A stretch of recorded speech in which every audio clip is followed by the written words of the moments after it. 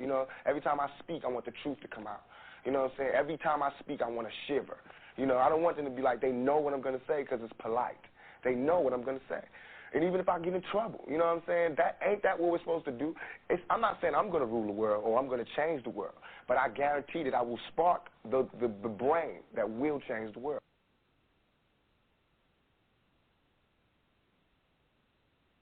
I think what you're trying to ask is why am I so insistent upon giving out to them that blackness, that black power, that black pushing them to identify with black culture. I think that's what you're asking. I have no choice over it. In the first place, to me, we are the most beautiful creatures in the whole world, black people. I mean, and I mean that in every sense, outside and inside. And to me, we have a culture that is surpassed by no other civilization, but we don't know anything about it. So again, I think I said this before in this same interview. I think at some time before, my job is to somehow make them curious enough or persuade them by hook or crook to get more aware of themselves and where they came from and what they are into and what is already there, and just to bring it out. This is what compels me to compel them, and I will do it by whatever means necessary. I am your host, Montoya Smith, a.k.a. Black Socrates, and welcome to the Mental Dialogue Talk Show. We are the return of intelligent radio as we ensure the free flow of opinion and push the envelope on the questions America's afraid to ask in the mainstream media. Good morning to all the intellectual outcasts out there this morning. I'm in this thing solo dolo with a couple of special guests. No Queen of Intellect today, but hopefully one of them jumps on and saves the day. But whether they do or not, we got a couple of returning special guests that have put down some of my most infamous shows. I definitely tell you, anytime you hear either one of these names or find out they're on the show, you definitely should check out that Mental Dialogue Talk Show, as I have returning guests none other than Michael SUTTLAR and William AGNEW. Thank you both kings for being on with me. Glad to have you back. Every time we do it, it's fireworks. So before we let out the cat out the bag on this morning's discussion question, Michael, we'll start with you, if you will.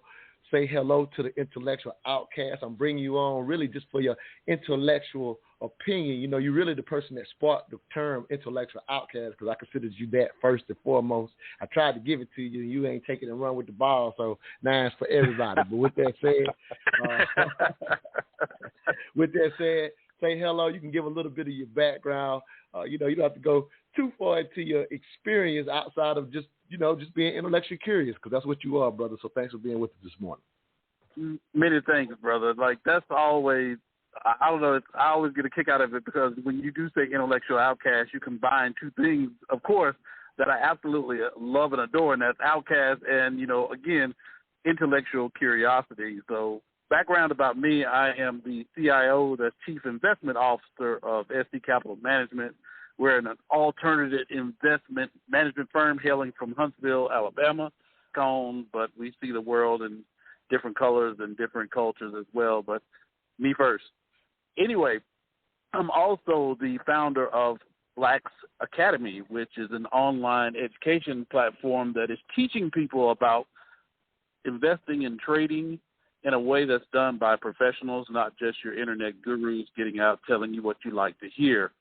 The goal of Blacks Academy, of course, is to make people have the applicable skills to get them ahead and deal with the things that we see in the world that we want to change, mainly in the financial and economic realm, but also in personal development as well.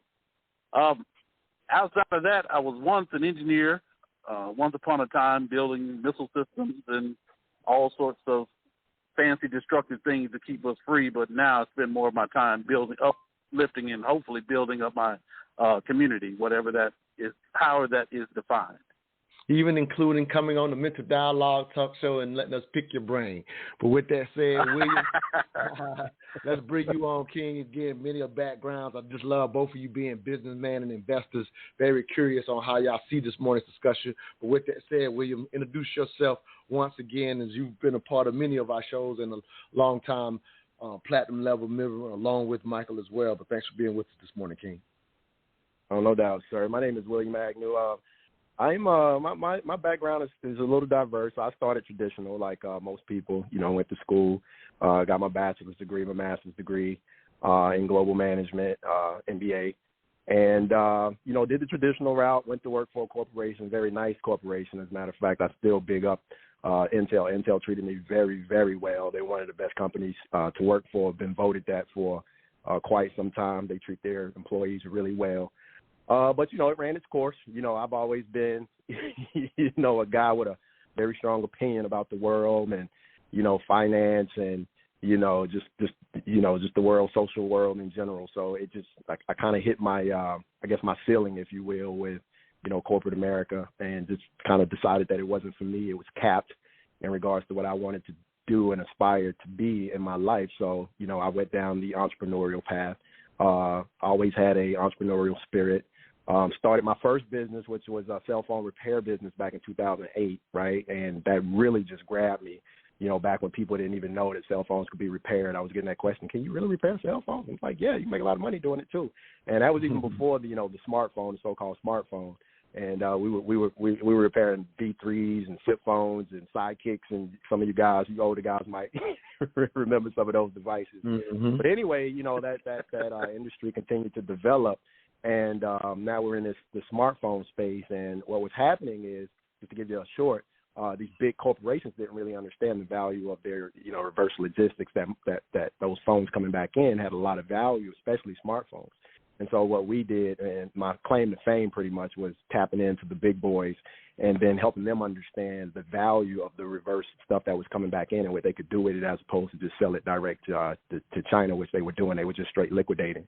And so they got into it, and, it was really a great thing for me because I was able to grow in that space. And, since then I've done quite a few other different entrepreneurial things, and, again, got the entrepreneurial spirit. And now I like to give back. I like to teach, and I like to inspire. So, I'm here today to kind of do the same thing. I love it. I got my girl, Ashley, Queen of Intellect, member out there. I'm going to get her on very quickly as well. I don't know how long I got you for, Queen, but I'm going to steal you for as long as I can. But thank you for being on with us this morning and holding me down, if you will. Very quick background so we can get started with this morning's discussion. Thank you for being with me, Queen. Good morning, y'all. So, probably heard me before, Ashley Thomas, founder, owner of Making Money Matter, and we do Making Money Matter Mondays. One's coming up this Monday, 8 o'clock. But, yeah, that's it. Absolutely. We'll talk about that definitely for the end of the show. This morning's discussion question, what can we learn from the KYRIE IRVING suspension? Ashley, you're on the spot. Just brought you on. What's your first thought when you hear that question worded that way? Well, I don't really know anything about what has happened. I've heard bits and pieces, so I want to know. Sounds good. Michael, very briefly, first thought when you heard the question worded that way. Run of the mill, man. This is another day in America. Okay, got it. William, your thought. What can we learn from the KYRIE IRVING suspension? Just your first initial thought, not the second thought, but just the first thought. First thought, it's just interesting. I thought it would be, I was just like, wow, this is definitely a discussion that needs to be had in America. You know what I mean? And pretty much that. Honestly, the whole Jewish connection to it, I'm from South Carolina, and I don't, back in my day, we didn't hang around a lot of the Jewish community we didn't know a lot about it. So for me, I did what I always do. I went and kind of got more information. So that's kind of my first, so I educate myself, so to speak. Yeah, you want to know what you're talking about. It makes sense. Yeah. So with that said, we're going to go. No, absolutely. With that said, we're going to go to our first break. We're going to come back hot and heavy into this morning's discussion question. We're going to start a very unique way. I should say start a unique way. We're going to go to a commercial, play a cut. I'll let y'all respond to the cut, and then I'm going to open y'all up to a potential piece out of my upcoming book, Re-Education of the Negro. I wrote something specifically on the Kanye and Kyrie situation that I think applies to this morning, so I will be sharing that coming out of the break. For the callers out there, we will be letting you get in. You can press 1 to get involved in this morning's discussion if you're online. If you're on the phone, if you're online, the number to get in is 646-787-1691. Again, that's 646-787-1691. We'll be right back, where all I ask is that you think. Hey, Smith, where you find that Prince Sign of the Times on vinyl at? Real talk, you got a dope vinyl collection. What, you been collecting them like over the years or something? No, actually, I just started my collection. But my man Tobago over at DBS Sounds, he be hooking me up. You remember DBS Sounds? On the south side? They still around? I figured most of the record stores in Atlanta be closed by now. Hey, vinyl is the new wave, and DBS Sounds got the best collection in town. You can still go there and flip through vinyl. They still got CDs and mixtapes too. Let me check their IG page at DBS Sounds ATL. They still be having artists in stores and everything. Hey, you want to run by there? Hey, man, I ain't got time right now. I got to go back to Cali tomorrow, but I might have to catch them next time I'm in. Oh, nah, you good. Even when you get home, you can just shop at their online store at dbssounds.com. They'll ship directly to you anywhere in the country. Matter of fact, jump on dbssounds.com on your phone and order straight from there. Word? Hey, I'm about to get my music game up. Hey, what's their address in case I get a chance to swing by there? I'm going to pick up that new Kendrick Lamar CD. Oh, they at 6604 Highway 85, Riverdale, Georgia. Bet. Damn it, you got to explain to me why Kyrie Irving is on the front lines if this documentary is this anti-Semitic. Why is Kyrie Irving on the front line and not Jeff Bezos and Amazon? Kyrie Irving's not going to make a dime off of this documentary. Kyrie Irving didn't put the documentary together. He didn't put it on Amazon.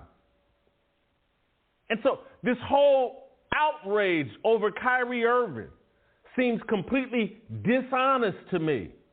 Because if this documentary is as negative and as harmful as they're arguing, why wouldn't you take it up with Jeff Bezos and Amazon? That's who platformed it. That's who's profiting from it. He retweeted the graphic image that was probably taken from Amazon and Jeff Bezos' corporation.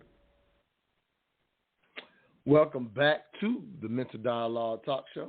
I'm your host, Montoya Smith, a.k.a. Black Socrates, along with special guest co-host Ashley Thomas. This morning's discussion question: what can we learn from the KYRIE IRVING suspension? Our special guests are William AGNEW and Michael SUTTLAR, as we hear Jason Whitlock from his show Fearless giving his thoughts on why in the world is Kyrie Irving on the front line. We'll give even some more context, kind of if you are out there like Ashley trying to figure out exactly what's going on.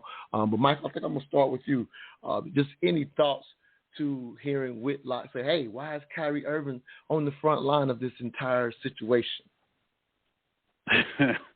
Well, you know my thoughts on Jason Whitlock. Like I told you, one of the things you'll hear about me is I'll explain my biases as best as possible. And one of the things that I do, they say don't shoot the messenger, listen to the message. And I do say that as it applies. But as I've gotten older, credibility matters to me. Who says it sometimes is just as important as what is said.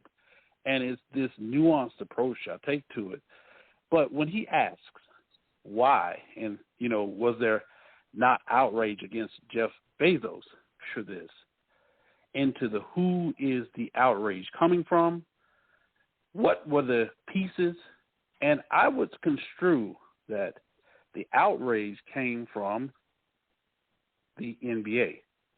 I hope I'm correct in saying this, but as I'm looking at Kyrie Irving as an employee of the NBA, I can tell you directly as a business owner and also as a former employee, there's going to be a lot easier for an employer to dictate, and I do mean dictate, based on the contractual agreements of that business relationship between that employee and that employer as to what can be said, how it's said, and what you take grievance with. And that is a different animal than the NBA taking a grievance with another business, because that involves a different type of relationship.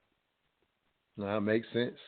William, I'll give you a thought, and then I'm going to go into this piece for my possible piece for my upcoming book, and we'll get into this piece. But quick thought on that cut as well, William.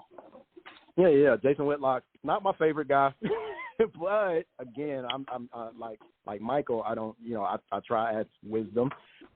Is defined. I try to listen to the message before I shoot the messenger a lot of times. And he actually posed a really, really great question in this sense. And the question is, why Kyrie Irving? Like, why Kyrie Irving? Kyrie, I mean, most of us know Twitter. We know how big of a monster Twitter is. And, you see guys from the NBA, they're always reposting, retweeting, everything. It can be, it's just all types of stuff. And so the question you got to ask is why. And what I like to do a lot of times being a business guy is the first thing I do is I always follow the money interest, right? And more than just the NBA, what Adam Silver actually does a lot is he gives a lot of control to these NBA franchises, right? And I look at them as that's what they are, they're franchises. But in the NBA, they get a lot of control in regards to how they manage their organizations.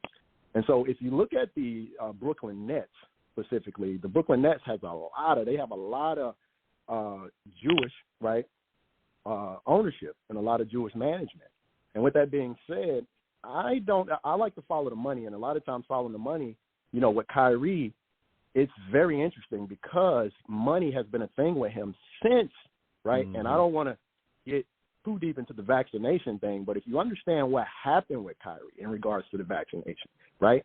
He was suspended for quite some time, right? And he was also not paid for quite some time, mm-hmm. right? And so as a business owner, that's the first thing my antennas go up. Bing, ding, ding, ding, ding, ding. Well, I didn't pay this guy, right? And I manage people. I manage a lot of people.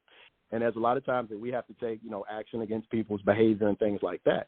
But that being said, when it comes to the vaccine and not paying people and suspending people, there's still a lot of gray area in that, and there's still a lot of retro that's going to have to be done. Now, I don't want to get into any conspiracy, of course, but again, as a business owner, what we like to do a lot of times is we like to get in front of problems that involve finance, always, right? And those are the discussions we're always having because that's the most important thing to the survival of the business is its bottom line. It's profitability. It's, how we spend money, right? And so what you're starting to see with New York City specifically around the vaccine is a lot of information is coming out that some of those things that they did in regards to how they manage people around jobs and finance is kind of still a gray area. And so with Kyrie, he did not get paid for a lot of money, and he was suspended for quite a bit of time during that time. And so, again, you have to ask the question, why? When you ask the question, why? I always look at that level. I always look at the money. I follow the money. I look at finance.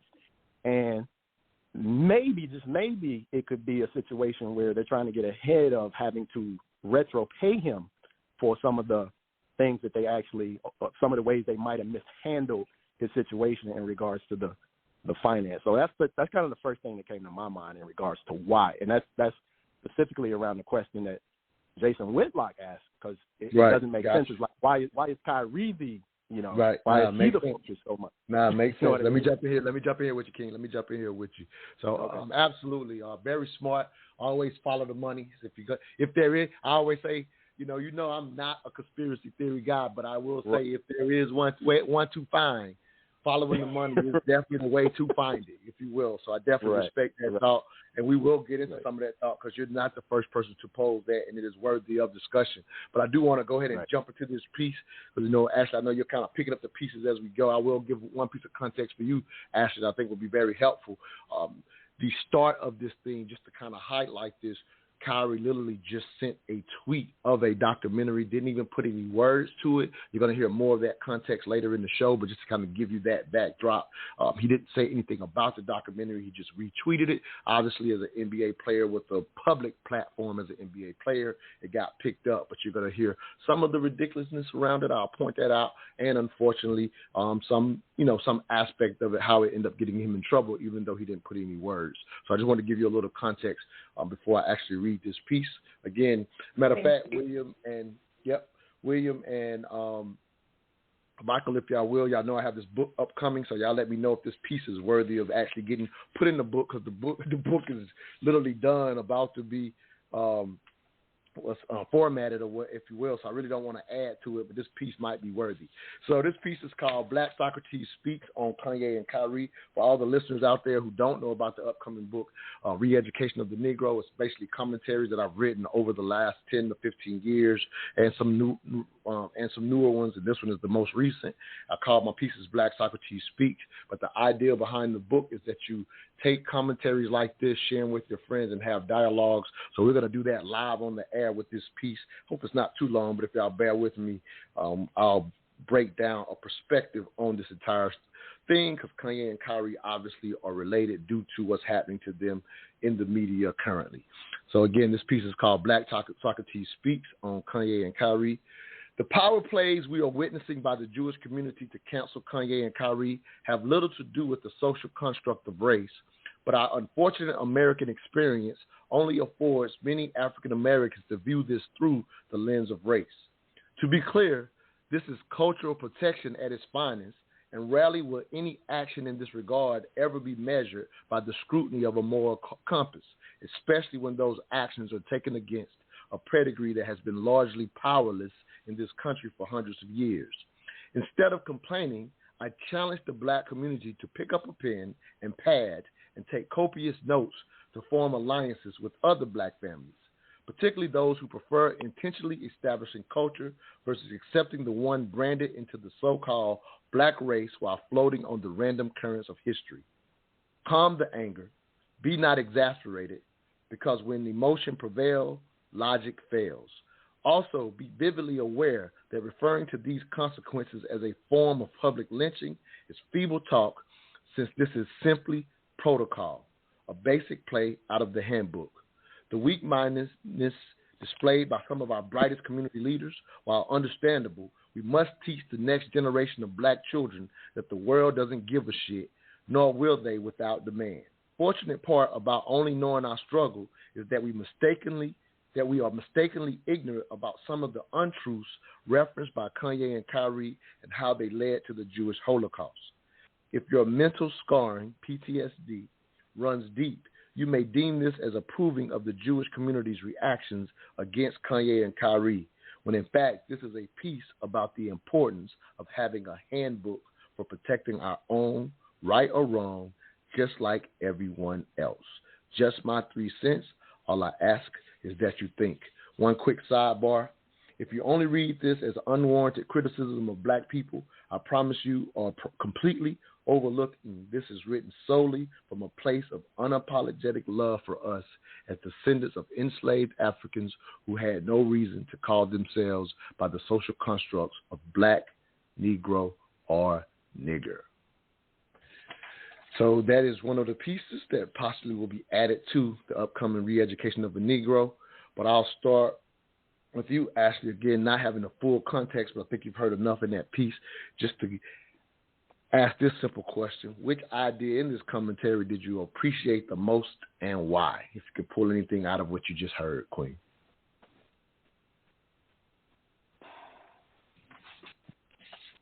I think it's, for me, I think it comes back to, in a lot of the topics with mental dialogue, is community, and not necessarily sovereignty within it, but there's a need for community and knowledge sharing. Love it. Love it. William, any thoughts to that piece? Anything that stood out to you?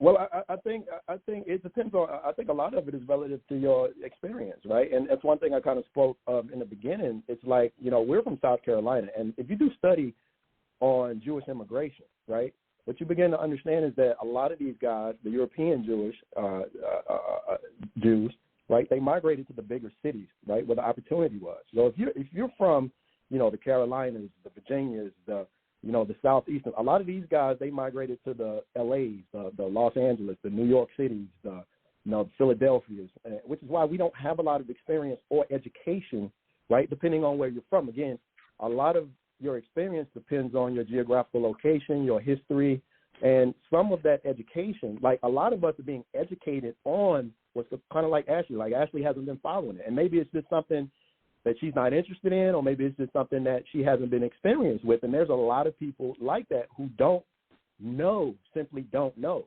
And if you don't know, how can you logically have an opinion, right, about historically or even present time about how you're being oppressed or who's oppressing, is, or what it was?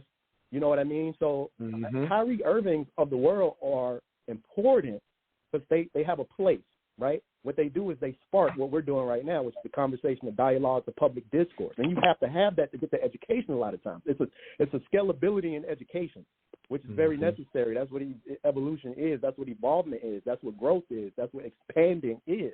And so it's what I take from what you wrote is exactly that. Like the first thing you got to do is before you have an emotional response to what you obviously know and see all the time. Like slave movies are very popular. I mean, that's all we ever see as a narrative in front of us is that part. You know what I mean? What we don't get to see is the full ecosystem, the full aspect, and how everybody plays. And that starts with the education piece, which I always say we have to go back, and we're in the information age now. Now is the time, right? But the Kyries of the world, the Kanyes of the world, even though they're wrong in terms of what they say a lot of times and how they position it, and they're wrong because we're at the beginning of the information age to understand the full aspect and the scope of how it all plays together, not just what's going on with us today as how we feel, if that makes sense, right? And so that's kind of what I pull from what you're saying, right? Let's educate ourselves, understand, and then opinion about, how we can move forward, because at the end of the day, moving forward is what's important. No, that makes sense. Michael, anything that stood out for you? Again, no first time you're hearing this piece as well. Anything stood out for you? Well, first of all, it needs to be in, if at all possible. If I can influence that it definitely needs to be in the book. Thank you, but King. the first thing that stands out to me, of course, is you say it's a classic case of cultural protectionism, how to do it, and that we should, take out our notes. I'm going to be honest, when stuff like this happens, the lens that I see it through, I'm looking at how this situation can be applied to my life to make it better. And like you said, it's sort of devoid of the emotional content. And there's a lot of reasons why I wouldn't have the emotional content around, KYRIE and Ye.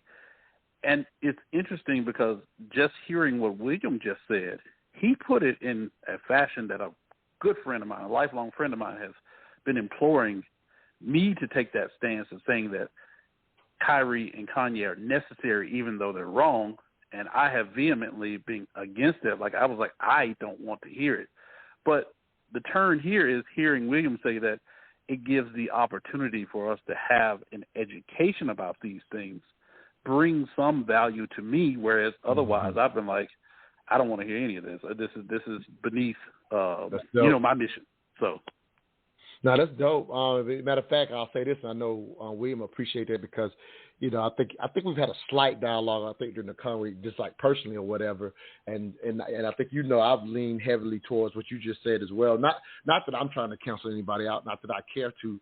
That's the last thing we want to do, obviously, as being, the moderator of a talk show of this nature. But I think this is something that William would appreciate.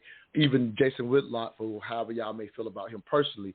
There's another piece I may play on the show later, but even if I don't, and not this particular part, but I saw him on another one of his broadcasts highlighting historically how our country was much better at doing public discourse, and people that thought very different, such as a Kanye or KYRIE in this instance, right, would be applauded from the standpoint of being brought to have dialogues brought to the radio, brought to TV, to have dialogues about their difference of opinion, because the public would even want to challenge those different thoughts. Whereas what we're noticing now is if you're saying the wrong thing, there's a possibility they will try to pull you off all platforms, whoever that may be. And we see that constantly in this new age.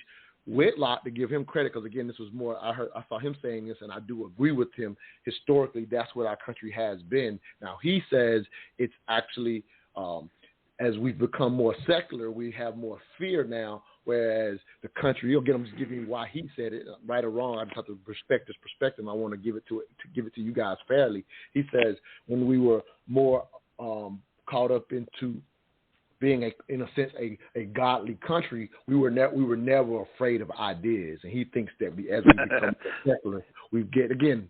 I just want to give his backdrop for why he said it. We actually are up against the break. We'll come back. There'll be another cut. Again, actually, this cut will give you a lot more context, and you'll be able to get hot and heavy in this thing with us as well. We'll be right back. You're listening to the Mental Dialogue Talk Show, where all I ask is that you think.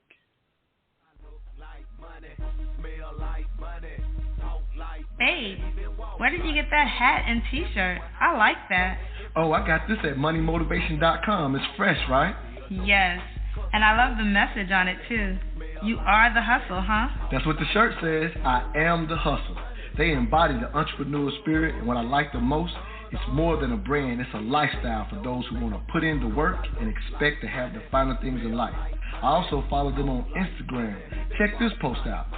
If you believe money is the root of all evil, you're using it wrong? Or how about this one? Excuses made $0 an hour.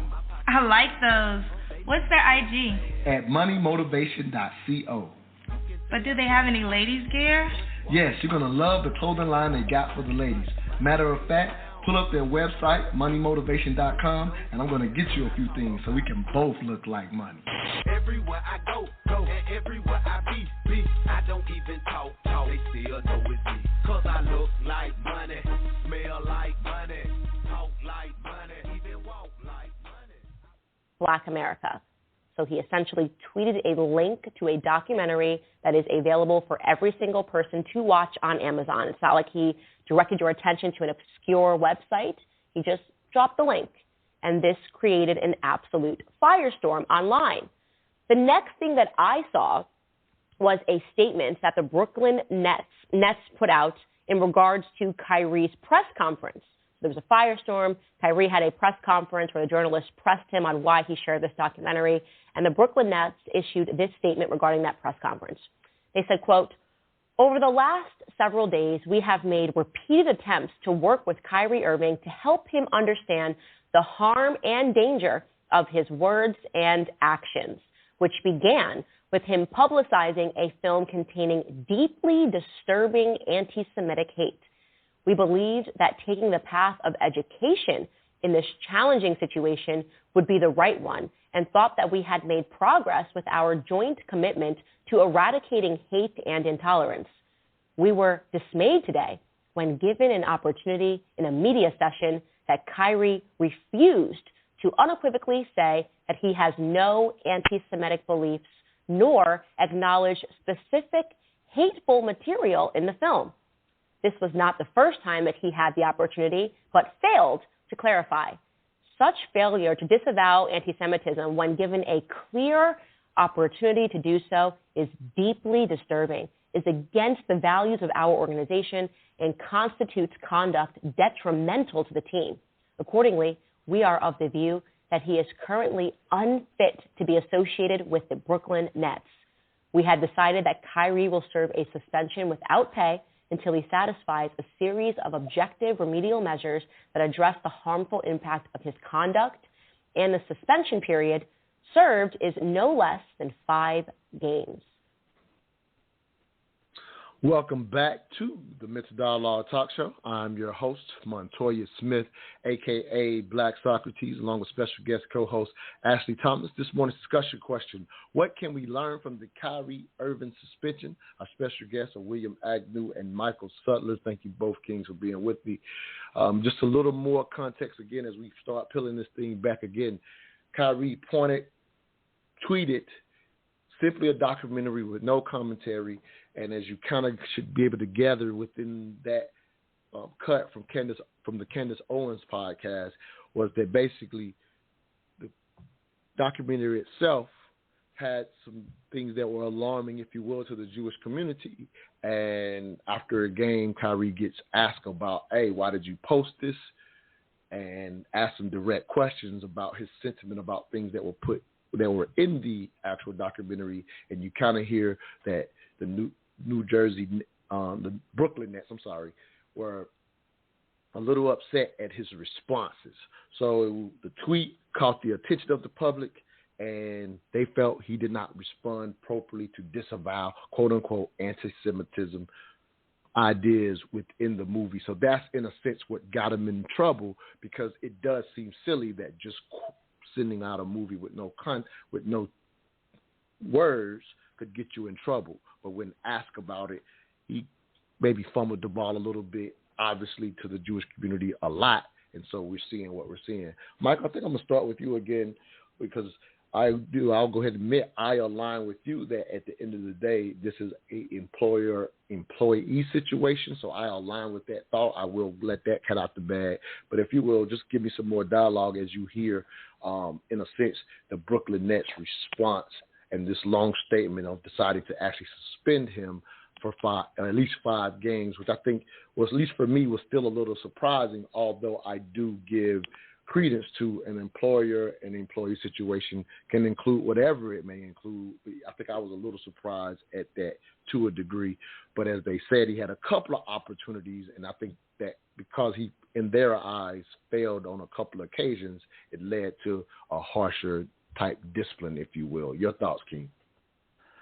Well, again, to me, I looked at this and said to myself, well, one of the things, and of course, like I told you, I have a couple from coronavirus, from a couple of things I've been watching Kyrie with more and more interest, because on one hand, I see a brother that is of the people.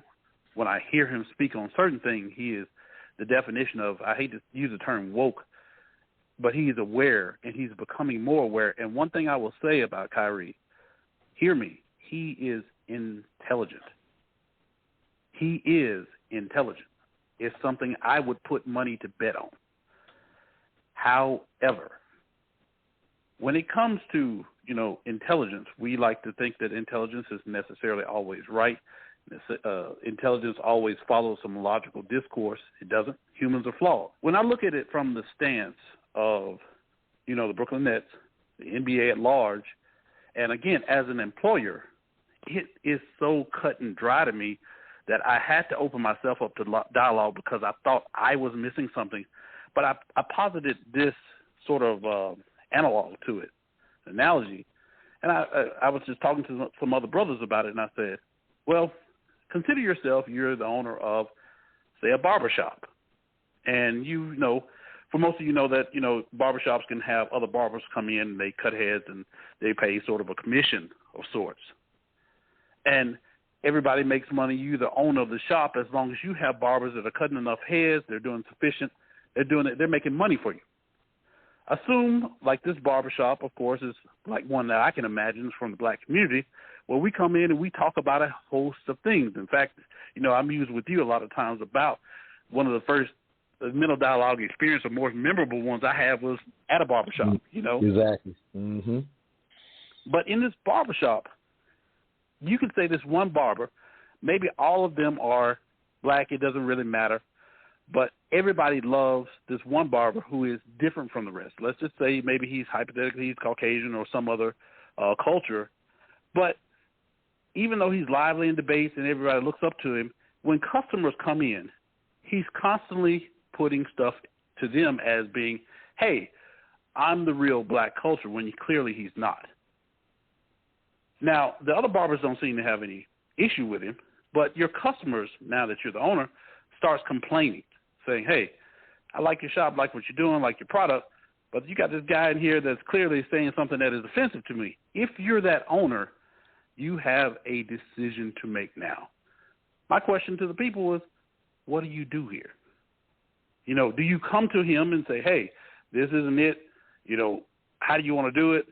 And he's still at this game? You have another set of responsibilities to do, because not only is it your customers and your revenue, like William said, follow the money, but the other barbers in this shop are watching how you handle this behavior as well. Again, it's not the NBA, it's not a multi-billion-dollar industry, it's just a barbershop, just an analogy. but I know me having something that in my business that goes counter to the culture, it brings up the risk of my business. I know what I do. It's easy. And to the last point, sometimes businesses do go overboard, which in my personal opinion, I do think they were excessive with KYRIE. But there is a thing called making an example of it. I think we lambasted that because I heard smart brothers talking about buck breaking, and I was like, y'all are emotionally involved too far in this. It's right. Way too far. Y'all took it and ran down the street with it. But I was like, there is a level of severity that you'll see in business, in the military, in structural organizations to maintain that said structure because that's where the money comes from. I love the analogy. William, what do you think of that analogy? How would you handle the white boy saying, "Nah, I'm really the black guy. I'm really black up in this piece. I don't care what y'all say. How you gonna handle that with?" I mean, as a business, obviously, the business comes first for the most part because it provides sustenance and it provides resources for a lot of people. So you have to protect those people. In essence, it's not even really about the business; it's what the business supports. And so, with that being said, when your customers are coming in, those are your paying customers who are actually the lifeblood of the business. You have to take those things in consideration. So obviously what the NBA did and the way they responded, right, was the right way. You want to make sure that you're protecting that business and protecting those people, those interests, those stakeholders. With that being said, KYRIE is, again, I will say, you're always going to have KYRIEs of the world. That's not going to change. That's going to be something that's consistent all the time in an environment where there's, whether you believe that can be equality in opportunity or not, if there's not, I don't think there ever can be, you're going to always have KYRIEs of the world. But the way you manage that is KYRIE is youth, right? He's young, right? He needs guidance. He needs wisdom. He needs Deion Sanders in his life. You know what I'm saying? He needs as a contrast. So when you see what Deion is doing, right? Deion is not. He understands the game, but he's wise, right? He knows what the game is. And when you look at there is nothing more unequal, right, than college football in terms of who benefits and who doesn't. Right? Absolutely. And that is the most egregious in terms of in any example we can have. So when you look at the wisdom, right, of what Deion Sanders is bringing to the game, right, and how he is positioning and leveraging his influence, his authority, right, which he's earned, just like KYRIE, right? KYRIE has that same influence, just with a different audience, maybe even the same audience, right? But what he's doing is he's approaching that and using that leverage in a different way. That's wisdom versus youth, and there's a place for both because you got to have both, and that's what people don't understand. Both are a necessity because they show contrast. And what people have to see is that contrast. So when you look at a young KYRIE, KYRIE brings the noise so that Deion can organize it, set it straight, and apply it. And we have to understand that those are two different things. Those are two different approaches.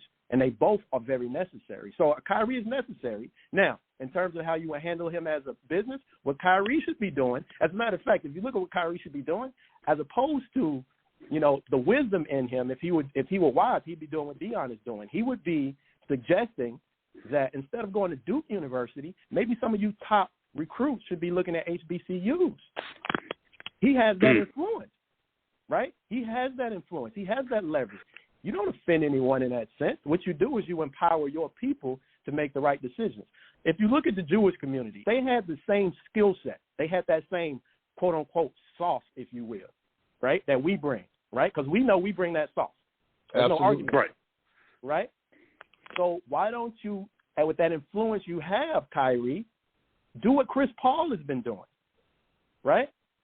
Go represent your HBCUs and say, hey, guys, I know you guys like what these Duke Universities and North Carolinas and all of these guys are selling you. But if we really want to make change, if we really want to have leverage, if we really want them to come to us and pay us our value, look at Deion. He's the example. He's the wisdom.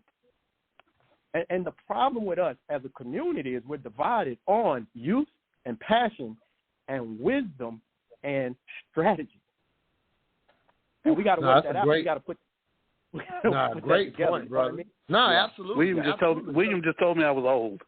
He told me I was old. William just told me I was old.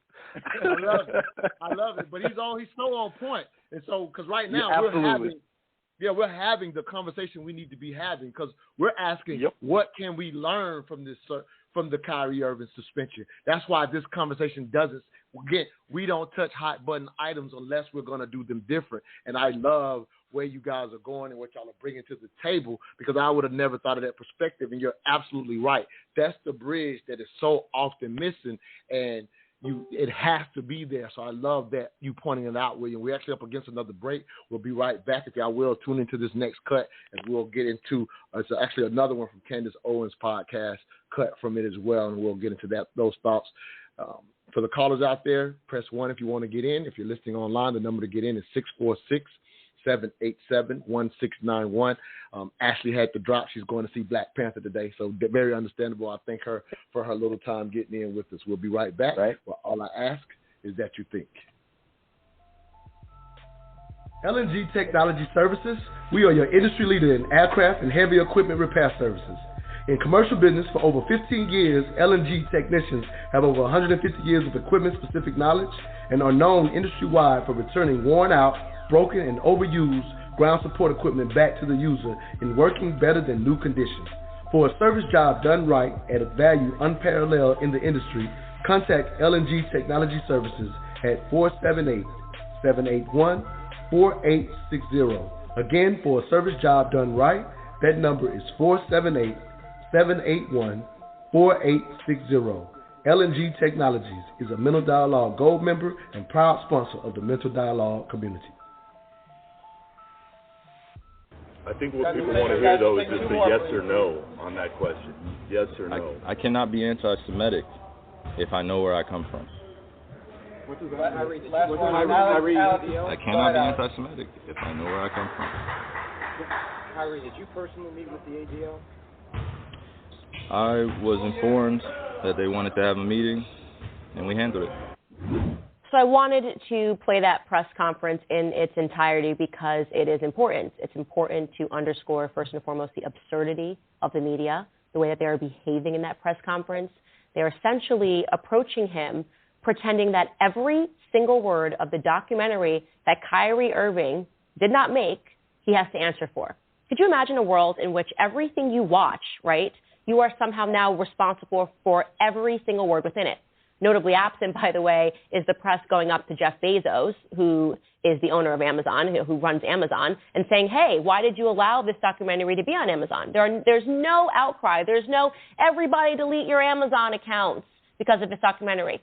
They are putting this firmly and squarely on Kyrie Irving, which is problematic in the first place. I want to also make it clear that in listening to his words, it is pointedly ridiculous that they would say that he is unfit to be associated with. There was nothing that he said that I would say that he is unfit to be associated with, because he very clearly condemns the falsities in the movie. He says, I do not think this way. He actually calls them falsehoods that are unfortunate, right? He says that that is not what I said. Do not attribute every word in this documentary to what my beliefs are. He also very clearly stipulates to them, when they ask him, are you anti-Semitic? He clarifies that he's not anti-Semitic.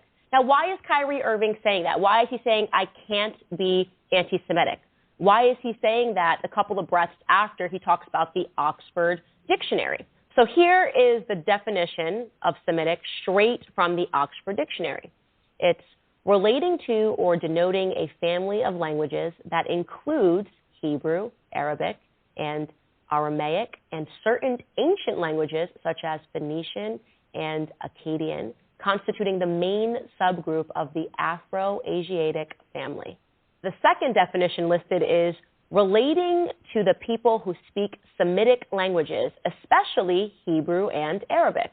So clearly what Kyrie Irving is saying, based on that definition, is that he believes that he is Semitic, that he hails from maybe Africa or from Asia, which is what the documentary explores. And I'm going to give you my feedback because obviously I watched the documentary after listening to this, right? His feedback is, do not make the word Semitic just about Jewish people in America. It includes a lot of other people, okay? Now, you might disagree with that. You might disagree with the Oxford Dictionary definition, but you can't be mad at him for stating the actual Oxford Dictionary definition.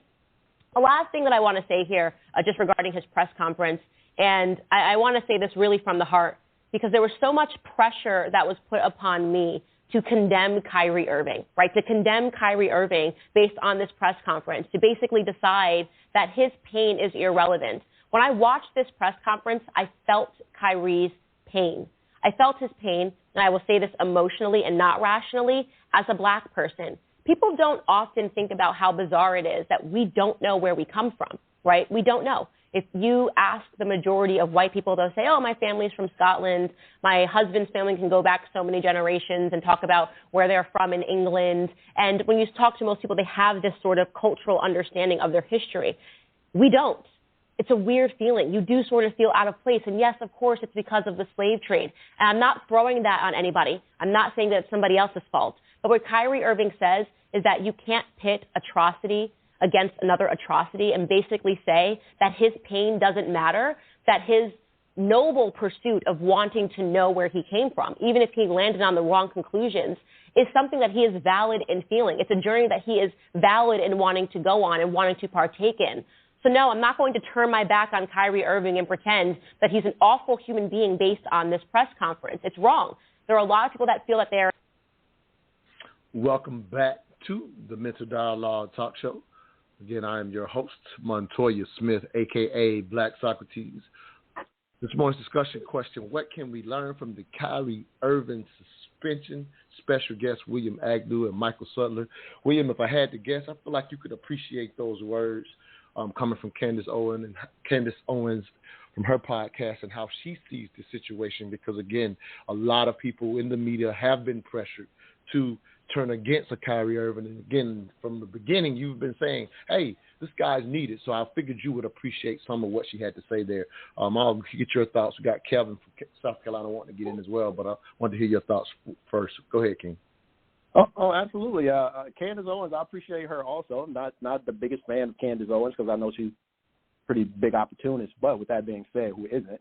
And, a lot of times she makes great points. And in this, I'm an education guy. I'm big on education, and I like education. And, again, I had to go back and educate myself and understand, these terms, Semitic, anti-Semitic. What does that really mean? Religion versus a race. Like most of the people, of my people, right, my family have no idea what we're talking about, right? They'll find no interest in this, and it'll turn them off because they are uneducated or unaware of any of the things that any of the points that Kyrie is even making.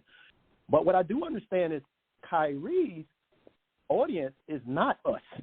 Right. You understand what? And one thing he does understand is that, as Michael said, he's a very intelligent person. And so he knows, even with simplicity in what he's doing, whether he's just reposting a link or whether he's just saying, I know where I come from. If I know where I come from, I can't be anti-Semitic, right? He's not talking to us. We're not his audience, and he understands that blowback is going to come from people who don't understand the points he's trying to make in the wrong fashion. You understand what I'm saying? Mm-hmm. But it's the points he's trying to make, and the audience he's trying to target is not us. And really what he's trying to do is he's trying to make the younger generation, who is this generation, because he continues to talk about the millennial generation from 80, he does, you're right. 81 to 95, right? He very specifically, he says us. Right? From 81 to 95, we are the chosen ones. And he says that also. But I understand what he's trying to do. He's just not doing it the right way. And what Candace is saying, it has some legitimacy to it too, but it's education. It's all education. You have to go back and understand. And the first thing you got to be is interested in what the topic is. And a lot of people aren't. And I understand that, right? But again, that's not really what self-awareness is the key word. It's understanding who you are, because we talk about that all the time. It's understanding where you originate from. It's trying to understand what that is, but doing it in a way that's real and not, what's the word for the way he's kind of doing it. I guess just, it's. I think you've already mentioned it. If I will, let me get to a caller. But I think you already mentioned it. some of it is just the youthful missteps. Because I just think you're highlighting something very beautifully that most of us are probably unaware of, that he is speaking to a particular audience, and because he's a public figure, we think this is for everybody, and we're just kind of not in the know, and so we may be triggered, or as you said, may not have any concerns because of not being educated about the situation. So either it doesn't move you at all, or it moves you maybe a little too much because you don't understand he's not talking to you. So very dope point and nuance that I didn't even think about. Let me go ahead and we got a couple callers that once again. I got Kevin out of South Carolina. What you got, Kevin? Give us your 3 cents this morning. Thanks for joining me, King. What's going on, Kings? Yeah, here's the thing. He did what people do. You ever, get on your page and say, I'm just going to set this right here, because you already know it's going to be a bomb.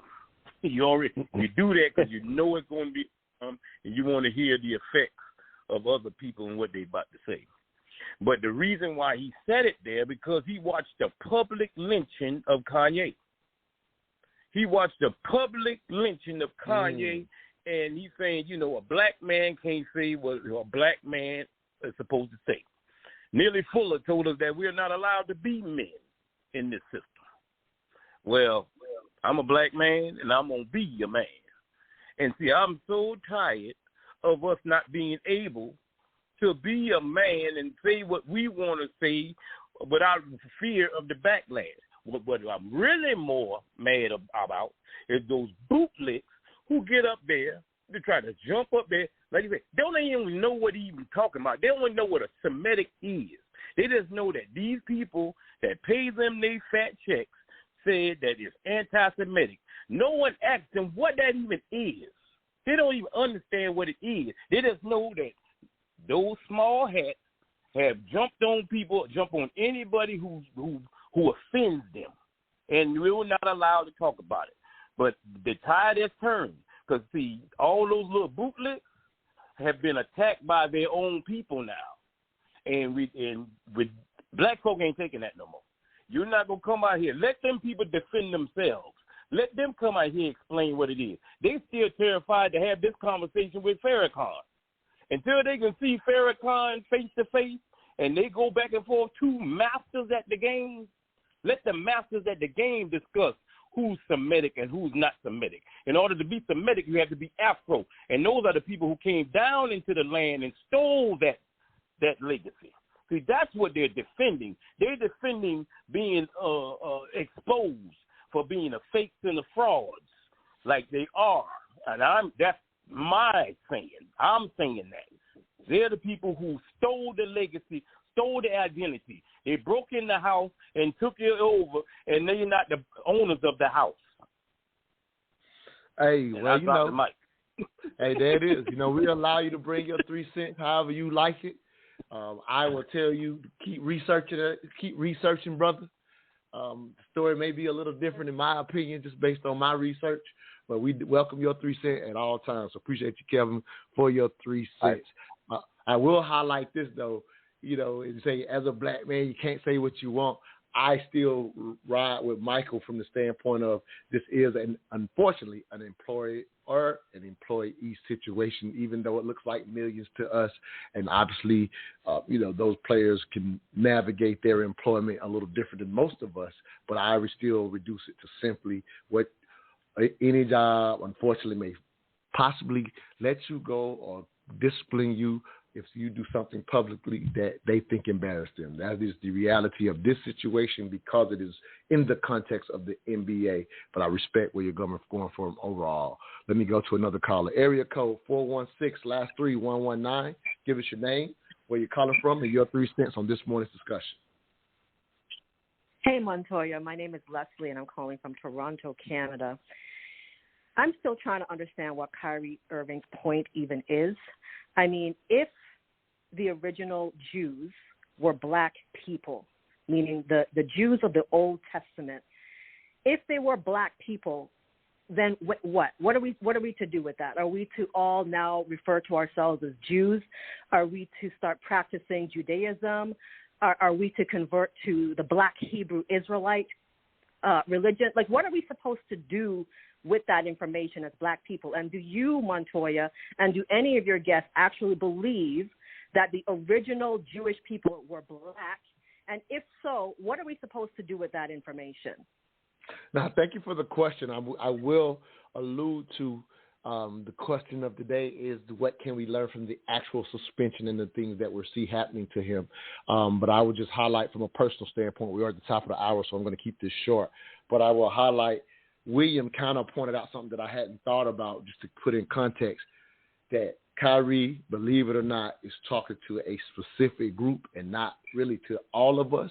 And that group, kind of like any religious sect, if he has chosen that type of religion, it seems to be from outside looking in, that he may have done so. And so it's really for them and maybe not for you or I, because I understand where you're coming from. But if you, again, I just thought William pointed out something that I hadn't thought about. If it's particularly for his set and he's standing for that, he doesn't care what you or I even think about it, only what they think about it. So I know that doesn't really answer exactly what you're looking for, but just so you know, we're really not even getting into his personal feelings as much as we're saying, what can we learn for how this situation can be handled? So I hope I gave you a little context. I will let you, we're at the top of the hour, so I'll have to let you get your thought coming out of the break, whoever the guest was. I'm sorry, whichever one of you that was. But Leslie, if you will, if you want to get back in, come off the one and come back on. Sorry for such a short response, but we're at the top of the hour. We'll be right back. You're listening to the Mental Dialogue Talk Show, where all I ask is that you think. Anybody else that wants to get in, the number to get in is 646-787-1691. We'll be right back. Truth seekers, please understand, Mental Dialogue is much more than just a talk show.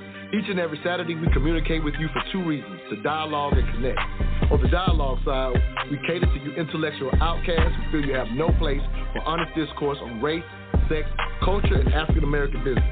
On the connect side, we've created a community where you can connect with experts specifically in finance, whether personal or business, and mental health, whether it's trauma or to optimize performance, along with all the other skill sets from other MD community members.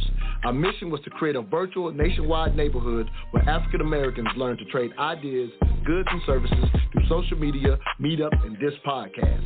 To become a neighbor of the Mental Dialogue Community Club, please visit us at mentaldialogue.com.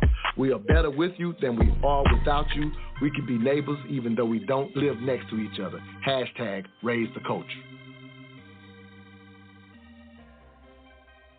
Not Brian. Brian a goofy. Where I'm from, we call motherfuckers like LeBron, you's a goofy. Yeah. LeBron been sold out for the other side. That's why I don't trust no nigga that'll compromise himself for money. Hey man, for money, they'll do whatever. Some people just don't want to be back out here with the rest of us. And that's what that's why I listen very thoroughly when niggas say they'll do certain shit. When it comes to a certain amount of money, I'll be like, oh, nigga, you would do some fuck shit to me, nigga, if it came to money. I'm putting his name in my mouth. I ain't want to, but I'm going to do it. Shannon Sharpe, when he first started on television, when him and Skip was on the show, Shannon Sharpe still had that revolutionary mind state. Yeah. But this is what happens when you get money and you get fame. Mm-hmm. You get drunk in it. Mm-hmm. You get drunk in it. When Shannon Sharpe first started being part of the media, you couldn't get him to do this. Now, Shannon Sharpe is committed to find a way to make it seem like KYRIE IRVING is not credible. KYRIE IRVING done did some fuck shit. Yeah. He done did some fuck shit. But I'm watching him grow into a man that you motherfuckers in media can't be. Y'all motherfuckers didn't have the courage to tell them motherfucking monsters, fuck your shot, shove it up your ass. That's what KYRIE told them people. I know, I gotta put it up. KYRIE told them people, fuck your shot. I ain't putting that bullshit in me. Mm-hmm. And that shit is worth holding up in the air. Because most of the motherfuckers on motherfucking major media, most of the motherfuckers in the NBA, them motherfuckers shut the fuck up and took their shot. They put the shit up in them. That brother KYRIE stood in front of the world and said, Fuck your shot.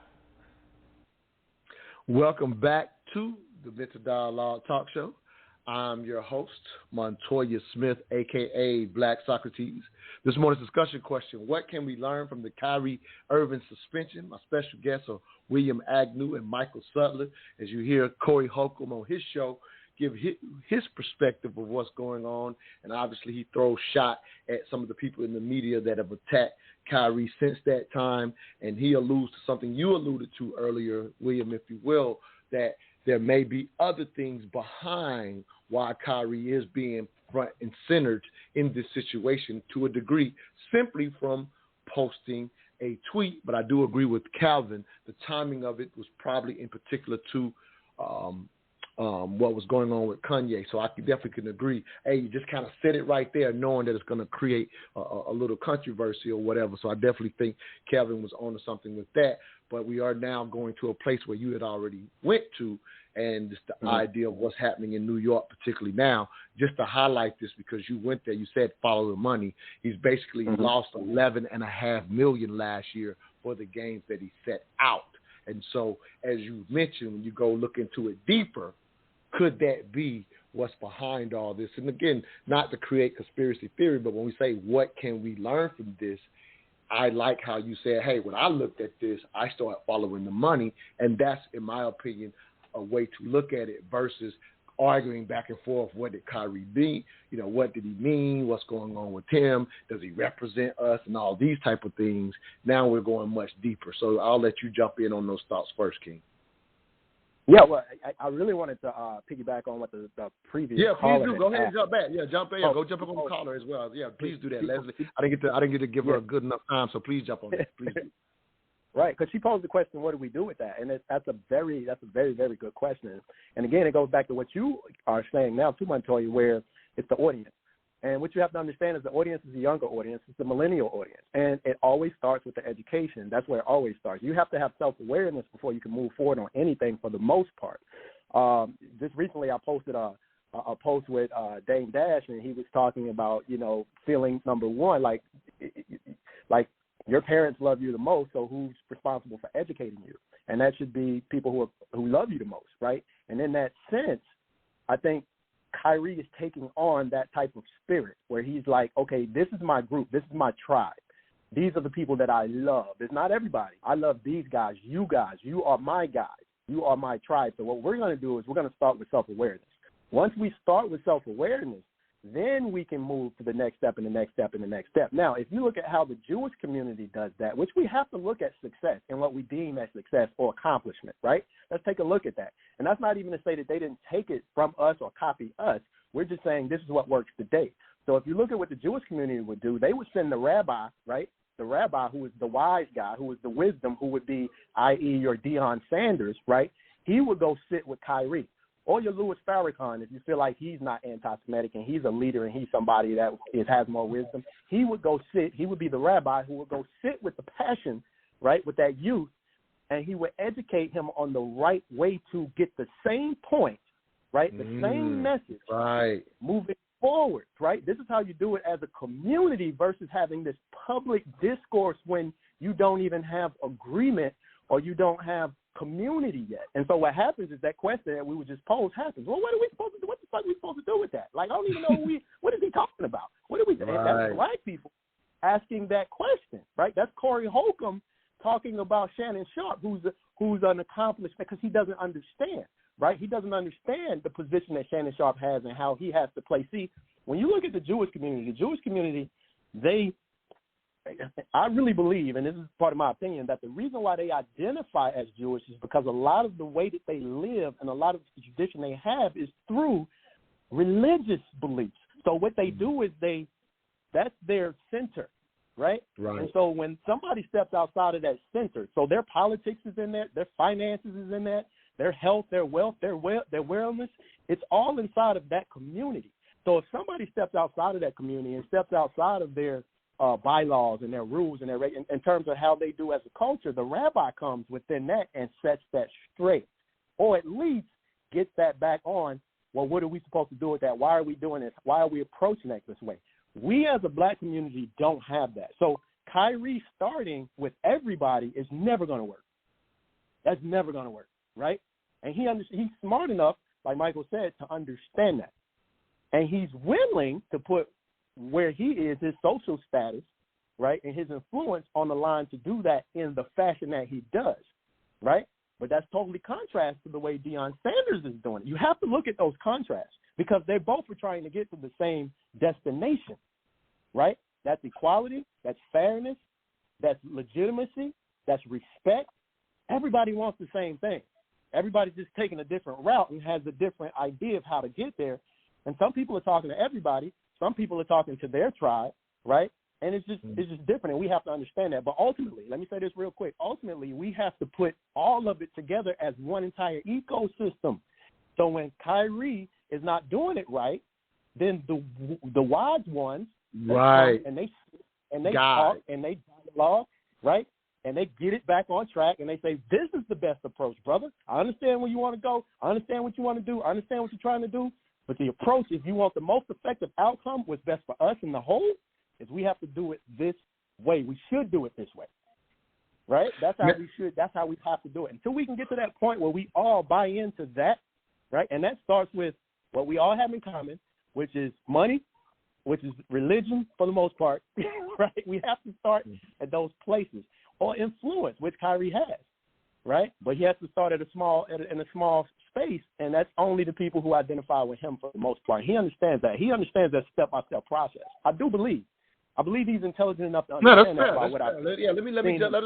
Let us jump in here with you, brother, because I'm picking up what you're putting down, which I stole it from one of my other Queens of Intellect members, Deasia Robinson. So I got to, give up. I already told her by the fourth time is mine, but she gave it to me first. So I'm picking up what you're putting down in a major way. I'm actually, and I'm pretty sure if I had to guess, Michael's enjoying this conversation because, being a little older, if you will, not necessarily that that we're much older than you, but I like how you're kind of bringing this dichotomy between the youth and the elders, if you will, and it's a reality of a problem that has always existed. So I see why you're kind of driving this home, because you're taking this as an opportunity to have us think about this, in my opinion, as I listen to you, in a brilliant way, because this has always been necessary, and this discourse, God is there. I didn't see this coming today, but I'm loving what you're saying and being able to highlight the level of intelligence in what Kyrie's doing, even if it's not, as you say, the best approach.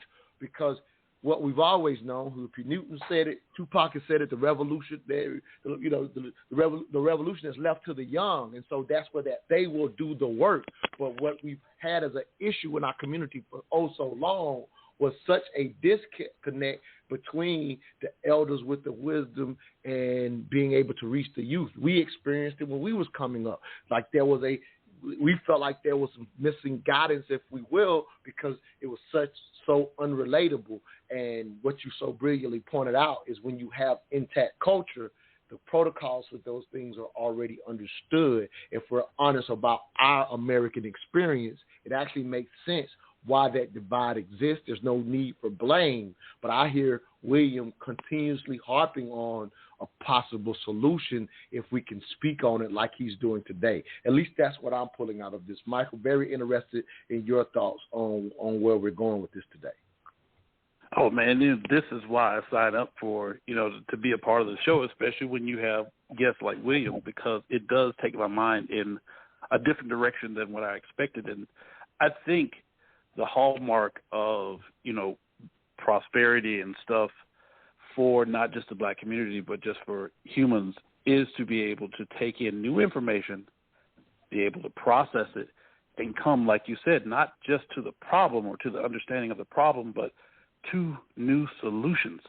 It may not be the right one right off, but that evolution of thought is really, part of the whole issue. And I'm having that right now as I listen, because to me, I try to look now upon the things that are universal to humans. And, he talked about, what makes up a culture. Language becomes one of them, religion, the mannerisms and traditions that kind of branch as tributaries off of those. And I always bring that back to what is black culture versus what is Jewish culture or Asian culture or white American culture, put a name on it. But one of the things that is universal that we're seeing here, William highlighted this first, was that there's a universal struggle between the youthful passion and the wisdom of old. It's one of those things that wisdom must be one of those things that must be burdensome, must be heavy, because you start to move less, you start to do a lot less once you acquire enough wisdom. It's a rare person that has that balance of wisdom and is still able to affect and influence at a very high level. My question then now is to like the KYRIEs of the world, and I've always kind of mused on this in my bag on the financial side. How do you appeal to somebody who has never had that appeal, come to them from a certain place or certain look? How do you de-on the situation, if you will, in a way that can be received, in a way that the dialogue can be transmitted just like we're doing now? Because what comes out of that is going to be a holistically different thing. And again, for the black community, however you shape it, look it, it's so important for us to answer this question, because the outcomes of being able to link this universal problem between the youth, that youthful revolt and vigor, versus the wisdom of the ages, counts doubly for us because of our situation, our socioeconomic situation in the United States. 100%. 100%. And love it. We're up against the break. William. Okay, so all right. I'm going to have you rephrase that question just so that we can try to deal with it coming out of the break fairly. I will be playing a couple of cuts from Jason Whitlock. We're going to deal with your question before we get back to these cuts, but I'm going to go ahead and play them after the break. We'll be right back. You're listening to the Mental Dialogue Talk Show, where all I ask is that you think. Hey, Sminoff, where you find that Prince Sign of the Times on vinyl at? Real talk, you got a dope vinyl collection. What, you been collecting them like over the years or something? No, actually, I just started my collection. But my man Tobago over at DBS Sounds, he be hooking me up. You remember DBS Sounds? On the south side? They still around? I figured most of the record stores in Atlanta be closed by now. Hey, vinyl is the new wave, and DBS Sounds got the best collection in town. You can still go there and flip through vinyl. They still got CDs and mixtapes, too. Let me check their IG page at DBS Sounds ATL. They still be having artists in stores and everything. Hey, you want to run by there? Hey, man, I ain't got time right now. I got to go back to Cali tomorrow, but I might have to catch them next time I'm in. Oh, nah, you good. Even when you get home, you can just shop at their online store at dbssounds.com. They'll ship directly to you anywhere in the country. Matter of fact, jump on dbssounds.com on your phone and order straight from there. Word? Hey, I'm about to get my music game up. Hey, what's their address in case I get a chance to swing by there? I'm going to pick up that new Kendrick Lamar CD. Oh, they at 6604 Highway 85, Riverdale, Georgia. Bet. These people justifying the persecution of Irving over a harmless and boring documentary would all want to silence and deplatform Malcolm X and Muhammad Ali in the 1960s. X and Ali, the highest profile members of Elijah Muhammad's Nation of Islam religious sect, boldly and clearly complained about an unhealthy relationship and power dynamic between black communities and Jewish business owners. Here's just one of many examples of what I'm talking about. If you are personally anti-Semitic. No. How can I be anti-Semitic when the Arabs are half the Muslim world is Semitic? If I was anti-Semitic, I'd be anti-Arab and anti-everything else. No, I think that in this country, there's one mistake that the Jews make. They put themselves in a position where whenever anybody gives an objective analysis of the role that they play, they defend themselves by accusing you of being anti-Semitic. And a Negro is not anti-Semitic when he says that the man who's exploiting him in his community is white, because it is a white man who owns all the stores. Now, is it an accident that these whites who own these stores are Jewish? If it's an accident, then the fact that he says the Jew on the corner is exploiting me isn't an anti-Semitic statement. It's just more descriptive. The reaction to West and Irving demonstrates how members of the black media and celebrity elite line their bank accounts by pretending to be friends of the revolution. What West and Irving said about Jewish people pales in comparison to the rhetoric of Malcolm X and Muhammad Ali. It's not in the same galaxy. Irving retweeted a graphic of an image of a documentary that was released in 2018 based on a book that was published in 2014. It took 8 years before anyone realized Hebrews to Negroes posed an existential threat to the Jewish community. Irving's retweet of the doc is more harmful than Amazon hosting it? The overreaction is illogical. The black elites lining up to condemn KYRIE's unmask their real revolutionary mission. They speak for the corporate elite. They speak for Pfizer and other big pharma corporations, the primary advertisers on television, the makers of the experimental vaccines Irving refused to take. They speak for Amazon, the hosting and commerce platform that is now buying sports television rights. No different from Ben Shapiro, LeBron James, Stephen A. Smith, Shannon Sharp, Charlemagne the Fraud, and roughly, I'd say, 90% of all Americans who don't want to get crossways with global corporations. Welcome back to the Mental Dialogue Talk Show. I'm your host, Montoya Smith, a.k.a. Black Socrates. This morning's discussion question: what can we learn from the KYRIE IRVING suspension? My special guests are William Agnew as well as Michael Suttler. I wanted to address something briefly out of that, and we'll get back to your question. But I think that was you, Michael, laughing. So I think I'm going to take advantage of getting the. I think I know why you're laughing, but I would like to let you go ahead and get it out. Why you're in that emotion, brother? Go ahead, King. I'm sorry, I was on mute, but yeah, it was absolutely. This is why I tell you I don't rock with Jason Whitlock, because he speaks as like you see on Fox News, and this, like, the rhetoric that he has, it's so disingenuous. It paints a picture that is not there, and so he talks about logic and, this isn't your logic. You have blacks lined up. Where was the line? Where was the line to come up to, castrate and eviscerate KYRIE online? If it wasn't for his damn employers, too. He's as much a part of the incendiary nature of this. But, again, it paints the picture of those, like, again, a dividing type thing.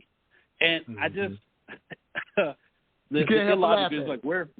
Yeah, it can't help but laugh at it, because it's the unlearnedness or the susceptibility that I see to those who sometimes seek, but, if it sounds good, it hits it hits that confirmation bias. Yeah, this is exactly what it is. Yeah, this is when, it's just the same messages rerouted. It's politics, man. It's politics. Yeah, and let me break that down a little bit, because I definitely want to revisit your question. I got Brother Pianca trying to get in as well. But let's take advantage of what you're pointing out here and go a little deeper. For, as you said, well, quite often we are aware if your confirmation bias is there, and it's not that you're consciously, as any of us can be guilty of this, but I just want to highlight the psychologists, because I think it's a great point right now, Michael, is so the way your confirmation bias, again, for anybody listening, is just if it makes sense or it hits your confirmation bias, you're like, yep, that's what it is. It's like any of us can do it, no matter how brilliant or intelligent we are. Any of us are susceptible to it. But yeah, here's the unfortunate reality of even making the comparison, because I hate the comparison to Irvin to Ali, because it's completely it's completely different context. And so I want to take a little moment, again, what can we learn? I consider this a learning moment, you know what I mean, for anybody. Again, for me, it's not about Jason Whitlock, because I still appreciate the commentary, just because it challenges me to think, right? And so, again, I appreciate it. And as William said, it's all worthy of discussion and worthy of dialogue. So that's what I appreciate the most from it. With that said, digging out the nuance of the reality and putting it in proper context versus, as you said, an incendiary version of that context is completely different things. Like, people are lining it up as the same thing, and we're talking about a situation where Ali actually, in a sense, took on the government, and his money, in a sense, was taken from the government, where free speech is controlled and ruled by our Constitution.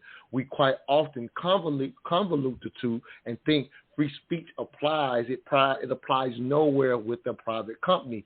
Hence, Michael, in the very beginning of this thing, saying this is really, in a sense, if you want to be very direct and honest about it, an employee in the NBA having a problem with their employer. It's really no simple to that if you want to put it in the simplest context. And so once you understand that, then putting it out on tweet is doing something in public that your employer can have a problem with. You must separate this from Ali says, I, because of my religious belief or protected constitutional right, I am not going to war. They didn't want to respect the NOI because they were looked at as a fringe sect with the with the terms they used under Elijah Muhammad. They didn't want to respect that, and they wanted to force him to go into the army. The United States, for those who don't know any of that history, they were actually offered. This is how just so people know how solid Ali was.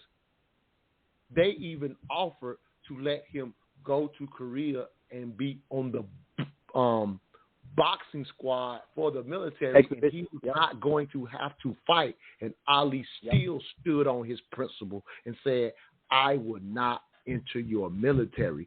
These two things should not be compared at all, even though people like to make that context. Michael, it sounds like you wanted to jump in on that. I think that was you. Go ahead and jump in before we go to Brother. The other part was, I love in the ironic sense, the selectivity when you go, to me, I'm like, how dare we compare Malcolm when Malcolm told us not to let the WHO be our spokespeople?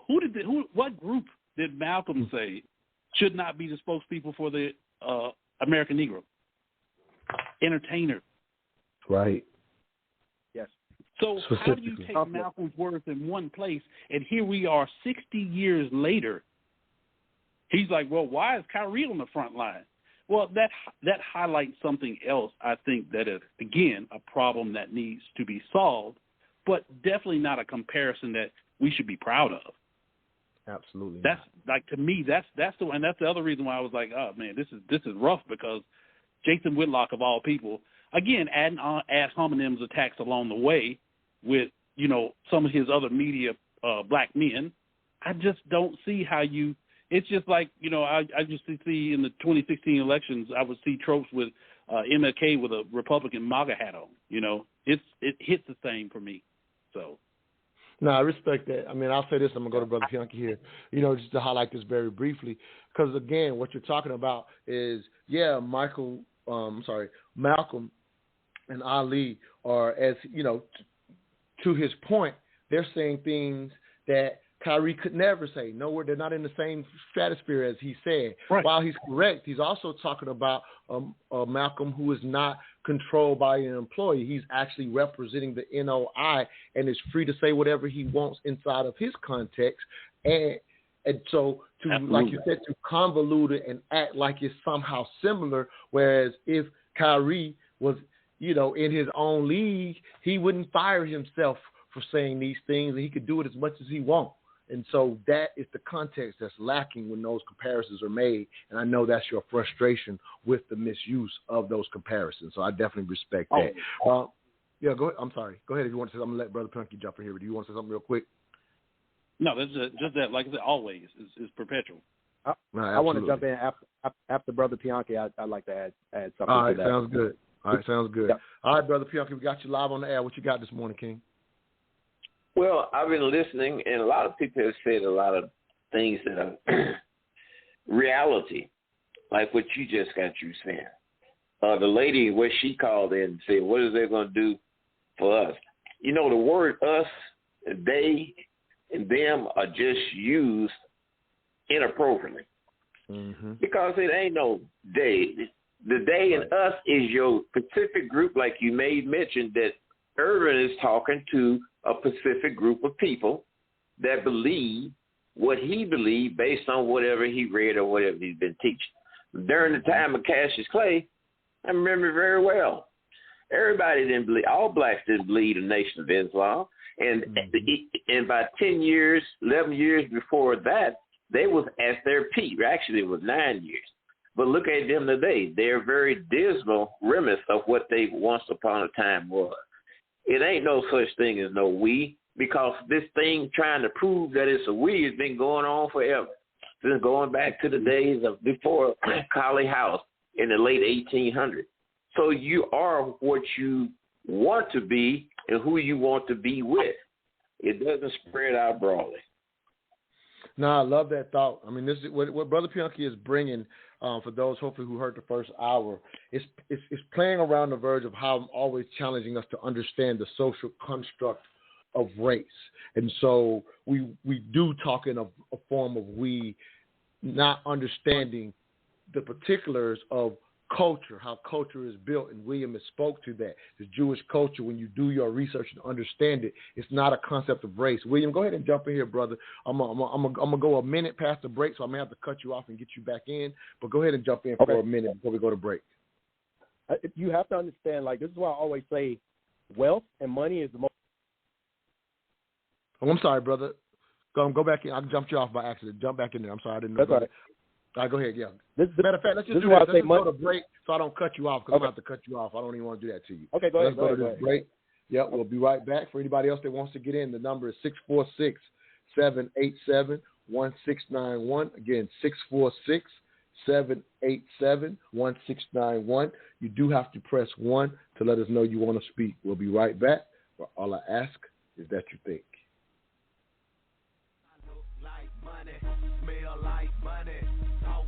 Babe, where did you get that hat and t-shirt? I like that.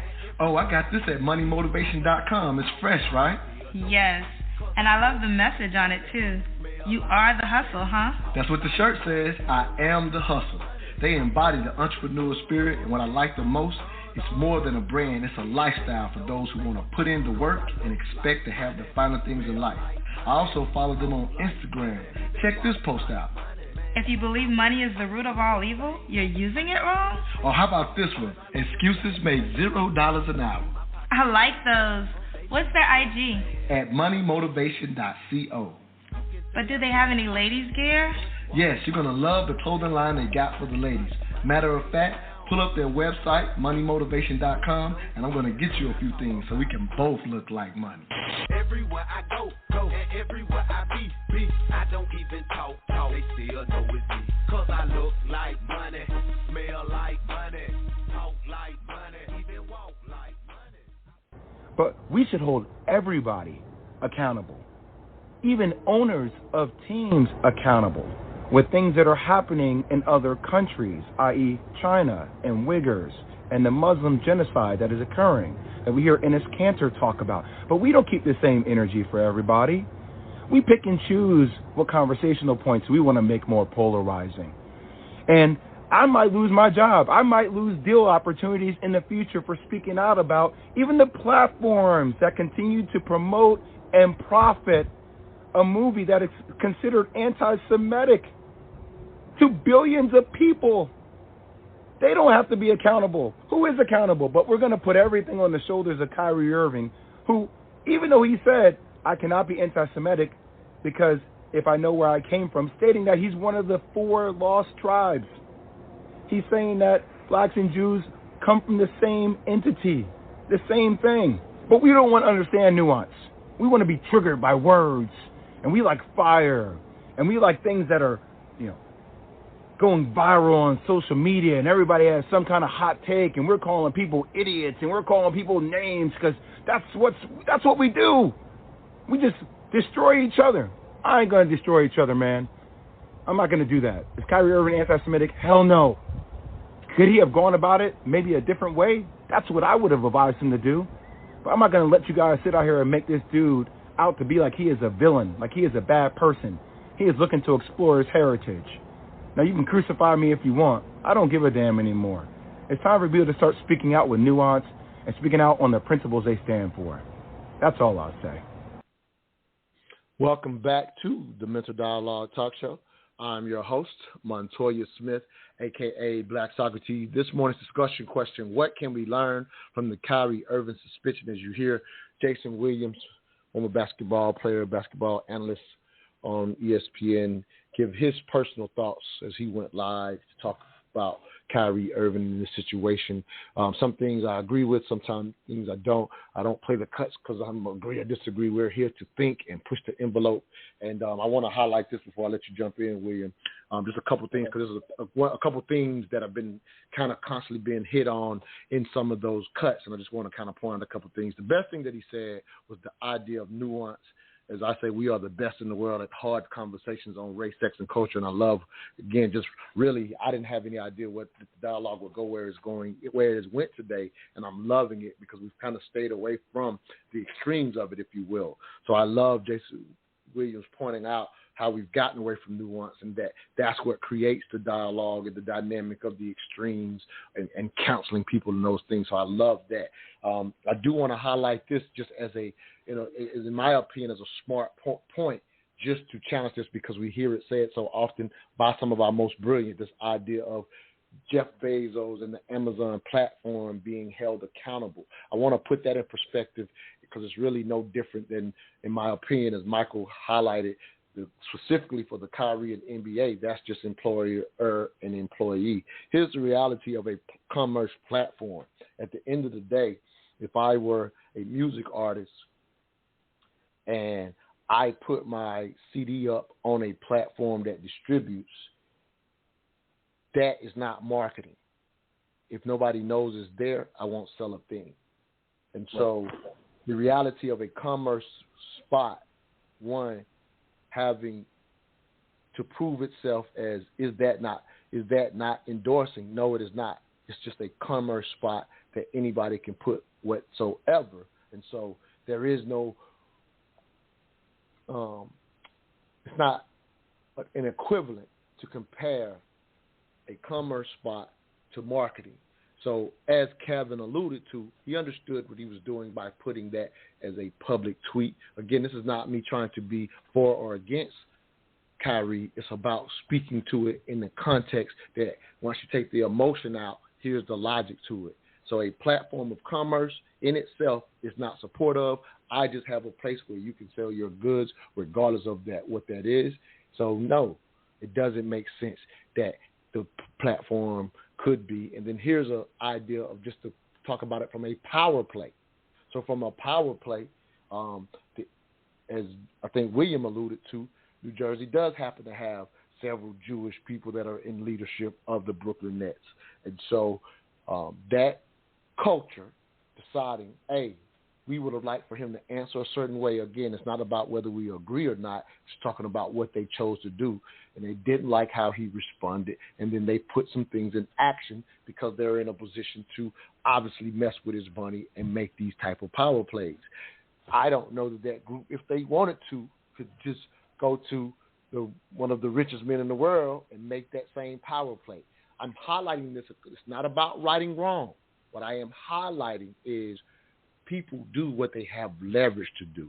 And sometimes when we say, hey, same thing doesn't happen when something happens to us, sometimes it's because we're not in a leveraging position. I'm not reducing us to just that, because as much as we're saying that and quite often continue to say it's not the same, I know there's an former NBA owner by the name of Donald Sterling that no longer owns his franchise because of a private conversation with a jump off or a girlfriend.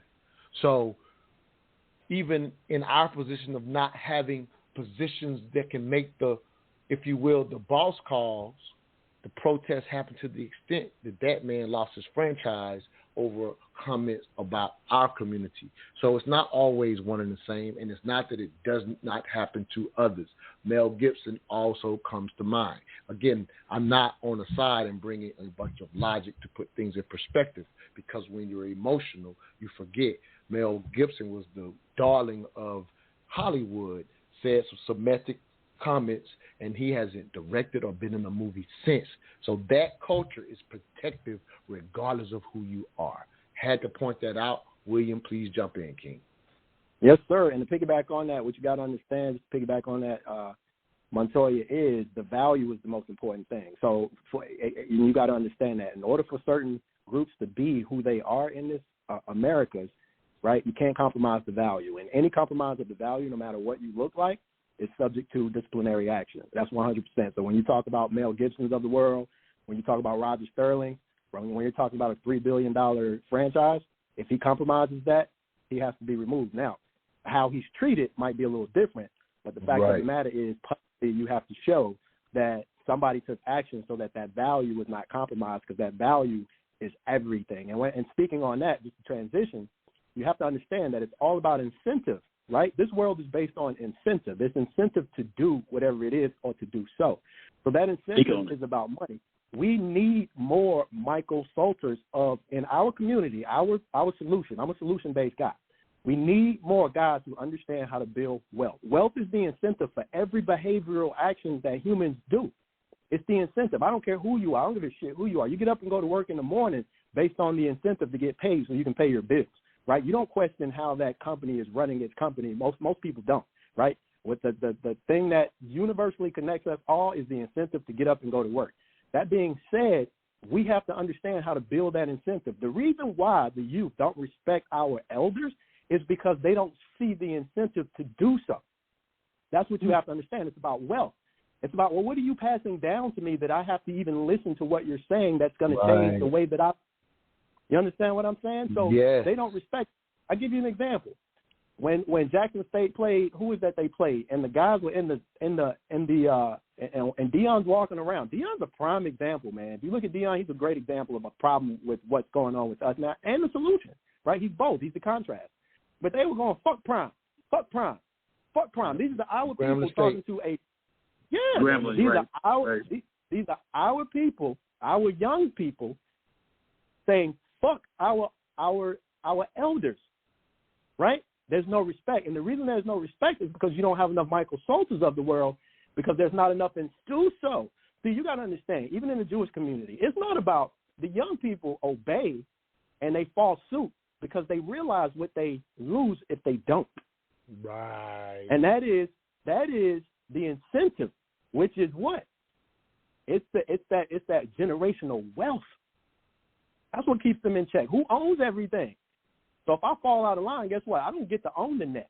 I don't get to be an executive in the Nets organization. I don't get to do that. I'm going to be ostracized. And that's just natural fucking human. I mean, excuse my French, but that's just behavior. It really has less to do. It really has less to do with who you are, as the example Montoya just gave. It has to do with the incentive is. So I always pose this question, right? How did the Jewish community, who represents 2% of the population, 2%, that's 7 million people in the United States, right? They are the top, right? They represent 25% of the top 400 wealthiest people in this country. And they did that in 100 years. They did that in 100 years. So I have yet to get the answer to that. 2% represent 25% of the top 400 wealthiest in less than 100 years, because what they understood. And then when you go back and you do the timeline, this is very interesting too, right? This is very interesting too. When you do the timeline, a lot of that immigration, that European immigration of Jewish immigrants into the United States happened right around the Tulsa development also, and Tulsa being destroyed. And if you look at what Tulsa really was, it was about Michael Salters of the world coming together, understanding that the most important aspect of sustainability, of growth, of connectability, of incentive to stay as a whole is finance. It's wealth, appropriation. Until you have that collectively, it's going to be very hard for a younger generation to stay. No, makes sense. Let me let Michael jump in here, because he said he has an answer for you. I think I might have one too, but I think I'll let the finance investor take his shot at it. I'll be quiet because I want to sit at his feet on this one. Go ahead, brother. Well, one of the things that, again, this whole debate sparked, and it really started with the yay stuff, but it started me asking the question because I knew anytime you look at the 400 and you look at Jews, and it's funny, you'll see American media, which I find at fault, highlight how anti-Semitic black culture is. They'll say, oh, well, African Americans have always had a, rupturous relationship with Jewish Americans, when America itself, just like any inside game versus outside, has also been very complicit in not only just being, but, promoting anti-Semitic behavior. But William highlights, the rise of Jewish wealth, the last 100 years, and that rise is true. But to get a glimpse of the Jewish community, the true world-bound Jewish community, a millennia, you have to go back to the traders, these people who were ostracized. They had their own versions of slavery. They were ostracized from parts of Africa, parts of Asia, and parts of Europe. But what they did in various ways by keeping this religious and linguistic heritage together, they learned trade and commerce. And, you know, there were these things in Europe where they would say, oh, well, we won't mess with Shylock or the dirty Jews. Like you hear, you know, Shylock, the Merchant of Venice from Shakespearean times. They were then pegged as being people who were ostracized. They were less than. But what they were doing was learning the mannerisms, the likes, everything about the people, and learning to sell those things. They could go to Africa, be a lesser group, get the resources, and peddle them all over the world. That 100%. Also, along with their written and oral traditions, set the boundaries for people who had a right to develop their own leverage. And I'm saying this in particular because we just start talking about, well, what do we, whoever our we is, need to do to get leverage? It's in this story. It's a 1,000-year story. You can see the last century of it. Yeah, we're definitely in the story. I'm actually up against our last break, fellas, so we'll definitely develop that. Calvin wants to jump back in as well. Anybody else out there? 646-787-1691. Again, that's 646-787-1691. You have to press 1 to let us know you want to speak. We'll be right back. But all I ask is that you think. L&G Technology Services, we are your industry leader in aircraft and heavy equipment repair services. In commercial business for over 15 years, L&G technicians have over 150 years of equipment-specific knowledge and are known industry-wide for returning worn out, broken, and overused ground support equipment back to the user in working better than new conditions. For a service job done right at a value unparalleled in the industry, contact L&G Technology Services at 478-781-4860. Again, for a service job done right, that number is 478-781-4860. L&G Technologies is a Mental Dialogue Gold member and proud sponsor of the Mental Dialogue community. You gotta follow the laws of that land. You don't get to been wandering around in the wilderness confused and come back with your found information and tell them how it was and how it's going to be and who they were before you came along with your lost ass. You know what I'm saying? That's where we make That's where the disrespect comes from. Oh, no, ain't no disrespect. I'm not about to say.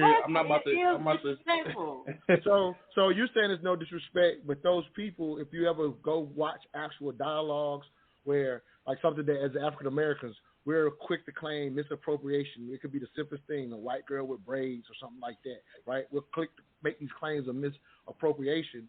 But if you go talk to Native Americans or these various groups that sometimes we're taking claims over, you're just probably not aware of it. But if you actually go research it, they're very disrespected by someone trying to rewrite a history that they know very well, that they've passed down in writing very well. Unfortunately, our enslavement being moved all the way from one continent to another, we lost that period. So that's why we're lost trying to find it. There's nothing wrong with trying to find it. However, as Deasia said, we start writing entire books, rewriting history, and teaching it to the next generation. And that culture is looking at us like, what the hell are they talking about? Sorry to cut you off, Black Tiger. No, you good. That's the same exact thing that the white people did to us.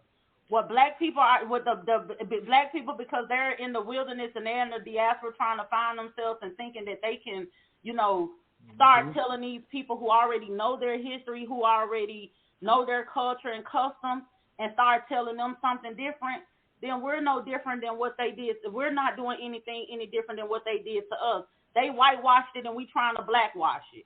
Like at this particular point, we're trying to take claims to every single thing. In a minute, niggas gonna start saying they invented French fries.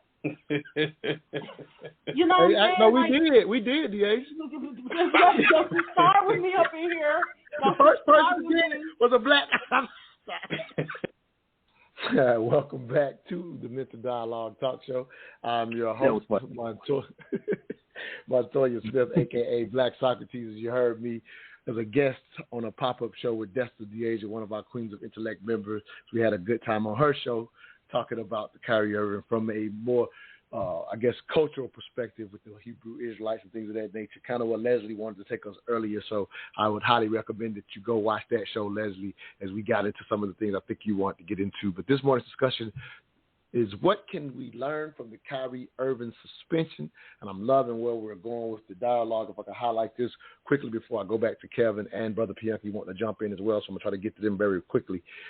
Just loving everywhere we're going, the things that Michael, you just pointed out, and I want to just make it real succinct and real clear what Michael is saying and how it relates to the day.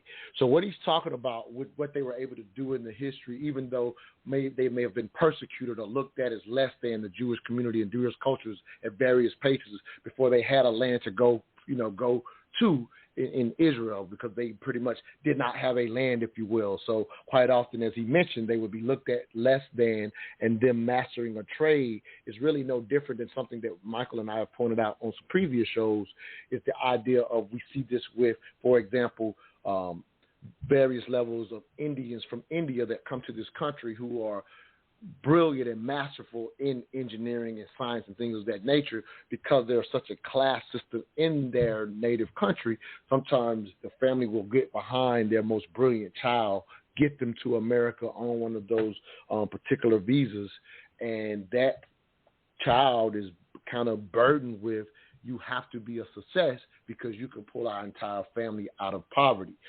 So a brilliant play, if you will, to jump into STEM, where we're lacking a lot of positions that even Americans can't fill. So they play that game. But what they're ultimately doing is exactly what the Jewish did, is say, hey, there's a need. We're going to saturate that market, be that need in our country, because we don't have enough science and engineers in our own country. Makes it easy for them to come to this country and say, if you master this skill, we will pay you a lot of money. So the value transcends how you may look at that. If you were to go to their home country, they may be in the class that's not even respected in India, but they come here and get rich, not because they're Indian, but because they add value in a particular thing. So that's the solution that Michael is offering. Calvin, I'm going to jump to you real quickly and go to Brother Pianki after that. Go ahead, Calvin, what you got for us, King? Oh, that was a good clip you played right there, and he was like wrong, because that's a very important part of the conversation, is that the people that are pushing back so hard know the history. We know our own history. See, something Charleston White said last week, I believe. He said, you know what? These are the people that made their money off of us. The key to them. You were talking about where the brother said something about you didn't know where they, no one was able to answer how they got the way they are. Remember, these are people who financed the slave trade. They sponsored the ships.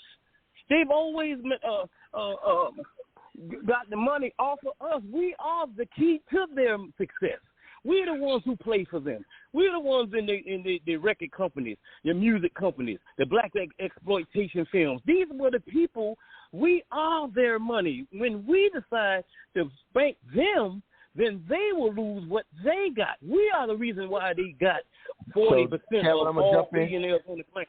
I'm going to jump in there and say this. I'm going to tell you where I think. I'm going to just let you know a couple of places where you're missing. And I'm going to go, listen up. I'm going to go to Brother Pianki right after this. So I will challenge you, and as Brother Pianki brought to the table, as much as you're saying we and they, there's a lot being lost in that. And Michael just laid out where they really got their money was mastering specific trades. And you can go throughout history and see they made their money whether we were there or not. They did it in every country the same way. Now you're able to highlight the music field because they went into entertainment because they wanted to be very protective of the same rhetoric that they're reprimanding a KYRIE and a Kanye for. Like Malcolm said on the show earlier, sometimes you're just describing a situation, so maybe there's a miss on their part, but they don't play with it because that rhetoric is what started the Holocaust in the early 1900s.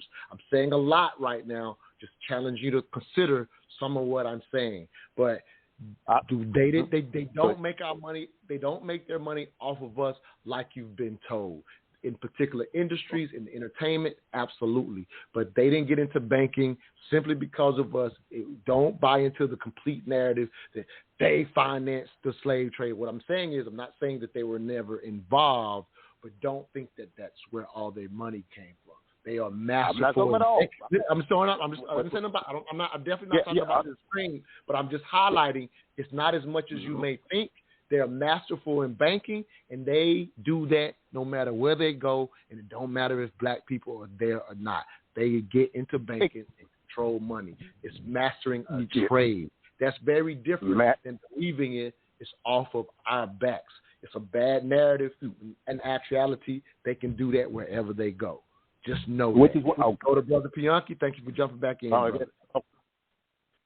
Go ahead, Brother Pianki. What you got for us, brother? Real quick. What you said is well said and true. And I'm not attacking the other guy, but a lot of stuff you said is not true. It's been something that's been passed down through lyrics. But, you know, you have different groups. You made the Indians, mentioned the Indians. That's the Patel family that's strong here in the United States when it comes down to hotel accommodation. You got a Nigerian by the name of Dangote Group. They control what they're making moves in part of agriculture and what they're doing in Nigeria. You got these Tuba. They come out of Senegal. They black as coal. So you have these groups that form, like you call these Jews, and there's two Jews. There's Jews, the religion, there's Jews, the club, and they intermingle and hide under each other's wings when necessary. That's what it's all about. It's about prosperity and doing right. You just need to learn it. And I'll tell you something else. You got some black Americans that you don't know about that's powerful too. Jews do not, or should I say white skin, do not control the shipping. They don't control fertilizer. And here in the United States, the Asians control the garment industry. They took it from the Jews. Beautiful stuff. William, I think that's music to your ears. We're having dialogue that I know you like to have, so I would love to get your thoughts, if you will. Try to keep it to a couple of minutes because I want to leave a couple of minutes for Michael as well. But this conversation has been brilliant, in my opinion. But go ahead, King. This is why you have to pose the question. And to respond to the previous call, I think his name is, I forget his name. But Brother Pianki or Calvin, either one. Calvin. The reason why you proposed the question, how does 2% represent 25% of 400 in such short period of time, is two reasons. It's because you realize it doesn't take a lot if you understand everything that Michael was talking about, right? How? But that poses the question, how? This is why I posed the question. It's not because I don't understand how. It's because that's what we need to understand as a collective, right? What does it take to generate that wealth in terms of skill set, in terms of trade, in terms of finance, in terms of understanding how we do it? It's not important who's doing it. It's not important how they got to it. What's important is us looking at that statistic and saying, if 2% can do it, what do we represent? What do we represent in this country? If 2% can do it, how do we do it? And it's not as if we haven't done it in the past, because we have those same skills. We have those same skills to trade, to finance, to be the sauce, to be everything we are. Just like Calvin, you're saying, this is where Calvin is passionate, right? This is what you're saying. We got to connect those dots. I'm not just going to say, well, Calvin, you're there's so much nuance being missed. Calvin, you're right. We have all of that. Now we have to ask the question, how at 15% or 13% or whatever we represent, which is far beyond what they represent, right? How do we take those same skill sets, those same trades, those same abilities that we know we have, put them to use, right, and get a bigger impact? I love That's it. The let question. Me go over to Michael, and let me say this line from my piece, because this is exactly what we're doing when I say I challenge the black community to pick up a pen and pad and take copious notes to form alliances. That's what the piece said. That's what we're talking about now. You got a minute and a half to close us out, Michael. Thank you both for your time today. Appreciate you, Kings. This has been an amazing discussion, but I would start out this closeout with saying, wouldn't it be nice to be able to defend your family, your culture, when somebody attacked it, when it needed defense? I think if that's your aim, and I think that's the aim of most people who want to provide for their people, see their people uplifted, and see that tradition go on. If that's the case, then our issue is as simple as picking a pen and pad and carrying on this written tradition of what we're talking about, this oral tradition. We don't have to search back, and we don't have to, snag somebody else's identity when we say, oh, well, we want to be this or that, the other. Watch what they do.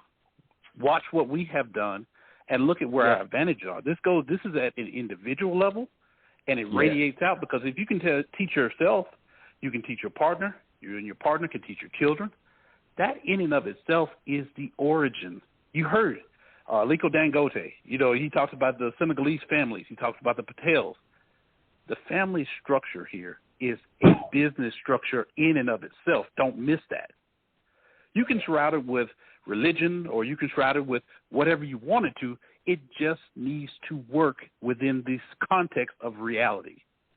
Not what you want, but take what reality is and then shape it. That's it. Love it. Reality. Amen. When they say a name, Patel family, when they say these names, don't equate it to all of India. That's a specific tribe that was able to do exactly what you heard today, and that's how you move the needle. Find and connect to other black families, create your culture, and build. Do not equate it to the entire we or they. That's not reality. Thank y'all so much, King. It was brilliant. I'll see y'all next Saturday. All I ask is that you think.